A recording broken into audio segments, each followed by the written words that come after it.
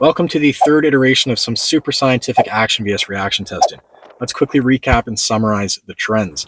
If you're reacting from the holster to a firearm threat at close range, you're likely already dead. If you're coming from low ready, you're probably dead, and if you're aimed at the target, you've got a good chance. If we disregard the accuracy and look at the average first round hits across the reps, these are the stats. We're going to be adding cover and distance to the mix in this video, but first let's look at how the times break down to avoid trading rounds. Starting at the typical 3 yards with a 9mm traveling at 1000 FPS, the bullet will close the distance to target in about 0.01 seconds.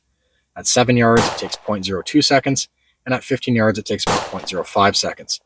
This matters because if the bullet hasn't hit the target yet, the target still has time to pull the trigger. Meaning, at 15 yards, your reaction time has to beat theirs by an additional 0.05 seconds to make it count.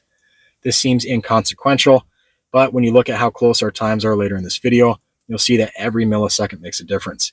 So, go quick or grab a rifle or do both. Now, this is obviously predicated on the fact that your round hits the target, meaning you need to be practicing quick and aggressive trigger pulls from finger along the frame and finger on the trigger to increase the odds of first winning the race and then actually hitting what you're aiming at.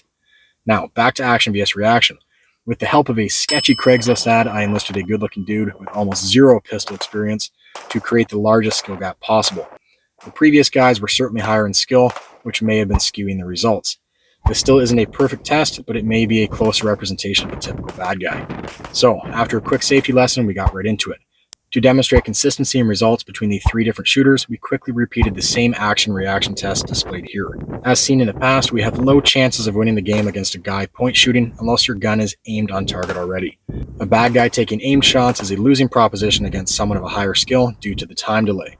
With simple decision making, you can see my reaction time slowed and my accuracy started opening up from the stress and tension of making a simple decision under ideal conditions with 0 consequences. Now, what if we add cover to the equation?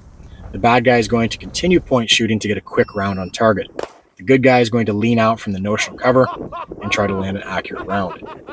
Lo and behold, we've trained all of our life, we're wearing our body armor, we're using cover, we're ready to throw down, and we will still get shot between the eyes by a new shooter 10% of the time. We also tested the bad guy aiming at the available portion of the good guy's body, which as tested earlier results in the good guy putting a bullet in them before they can take the aimed shot.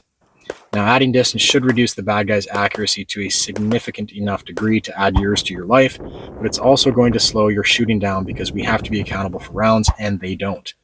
Through point shooting and aim shooting, he got 2 rounds on target, with one of them also being on target before mine, giving that same 10% fatality rate.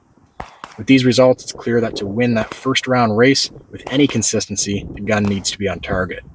Now, the conflict here is that not everyone deserves to have a gun aimed at them, and this violates one of the fundamental firearm safety rules, along with a restructuring of the priority of life, which isn't what an actual good guy wants. But if there's a reason why your gun is out, then these videos are the reason why it should also be up on target.